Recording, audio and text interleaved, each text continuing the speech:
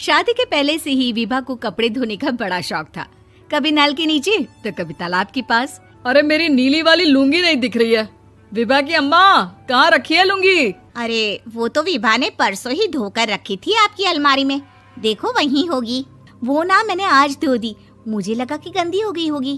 अरे कैसे गंदी हो गई थी, उसे तो मैंने पहना भी नहीं। हे भगवान, इस लड़की के कपड़े धोने की आदत से परेशान हो गया हूँ मैं। जितना तो घर में राशन नहीं आता, उससे कहीं ज्यादा डिटर्जेंट पाउडर का खर्चा है।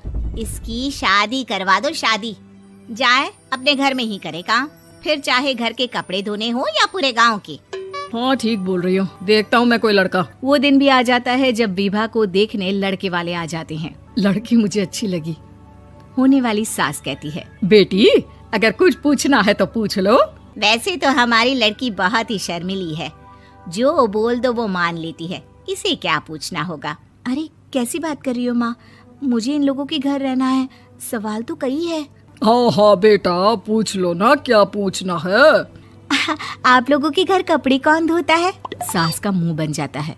देखो, अगर तुम ये कहना चाहती हो कि तुम्हें कपड़े धोने नहीं आते तो सुन लो, कपड़े मैं ही धोती हूँ, लेकिन तुम्हारे आ जाने के बाद मैं रुमाल तक नहीं धोऊंगी। अरे चुप रहना भाग्यवान, बहू बेचारी घर आई नहीं, उसे डराना शुरू कर दिया। वो क्या है ना बिटिया, अभी तक तो ये कल्लू की माँ ही धोती थी, लेकिन अब तुम्हारे पापा तो दहेज में वॉशिंग मशीन देंगे ही। तभी विभा की माँ बोल पड़ती है, सवाल भी पूछा तो क्या। वैसे भाई साहब, मशीन की तो फिर भी कपड़े धोने की कैपेसिटी होती है, मतलब जो बिटिया दे रहे हैं ना विभा, इसे कपड़े धोने का बहुत शौक है। ये आप लोगों के क्या, आस पड़ोस गांव मोहल्ले सबके कपड़े धो दे और उफ तक ना करे। बाहर देखा नहीं आपने कितने कपड़े सूख रहे हैं, सब हमारी बिटिया ने ही तो धोए हैं। बस भी करो ना माँ, शर्म आ रही इतनी तारीफ सुनकर। और तो और एक दाग निकाल कर दिखाओ तो मान जाऊं। हाँ अच्छा, माफ करना बेटा, मैंने गलत समझा, हमें तो रिश्ता बहुत पसंद है। और ऐसे जुड़ जाता है रिश्ता कपड़े धोने का शौक रखने वाली विभा का। उसकी शादी हो जाती है कोयला फैक्ट्री में काम करने वाले कल्लू के साथ। शादी के बाद अचानक विभा चिल्लाती हुई सास के पास आती है। सासू माँ, अरे सासू माँ कहाँ है आप? ये तो धोखा है, धोखा दिया आप लोगों ने मुझे। इसे ससुर के चक्कर के बारे में पता चल गया। अरे तो उसमें तुझे क्यों धोखा मिला है? अरे नल में पानी नहीं आता, कपड़े कैसे कब धुलेंगे? अच्छा, तू पानी नहीं आ रहा उसकी बात कर रही है। तो आपने क्या सोचा? कुछ नहीं। अच्छा, तेरी माँ ने कहा था कि कपड़े धोने का शौक है तुझे, याद आया मुझे। शौक बोलकर कपड़े धोने वाले मेरे जुनून को कम ना आके सासू माँ, कपड़ा धोना मेरा गुरूर है। तभी पति भी वहाँ आ जाता है। अभी मैंने इसे सनी देओल की फिल्म दिखाई है, उसी के डायलॉग मार रही है माँ। अच्छा सुन, साफ साफ बता रही हूँ, पानी सुबह 4 से 6 और शाम को 10 से 12 आता है, समझी? विभा टाइमिंग सुनकर हैरान हो जाती है। ये क्या भूतों का मोहल्ला है?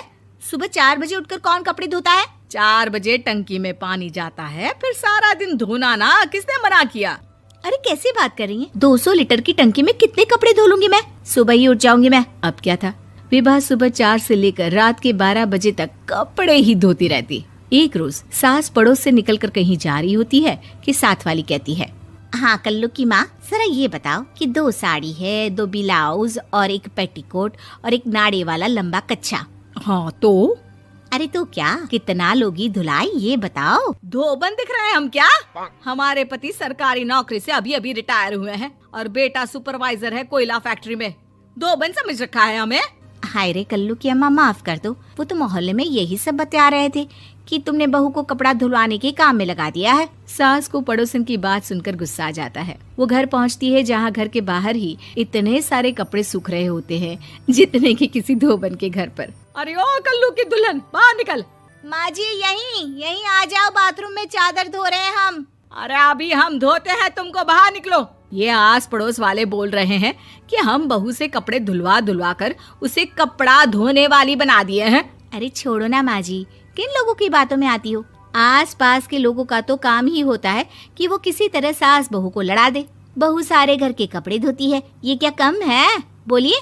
सास को भी लग जाता है कि वो बहू का ये सनकीपन नहीं छुड़वा सकती, इससे अच्छा है कि खुद ही चुप हो जाए।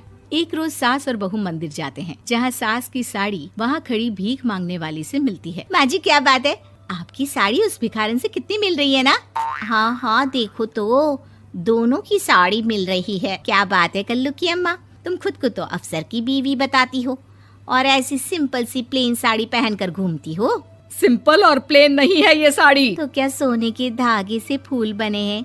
कुछ भी सासू माँ, कुछ भी। हाँ बने थे इस साड़ी में सोने के धागे से फूल। मेरे पति लेकर आए थे मद्रास से स्पेशली मेरे लिए 10,000 की। ताहे भाई साहब इस भिखारन के लिए भी सेम टू सेम साड़ी लेकर आए होंगे 10,000 की।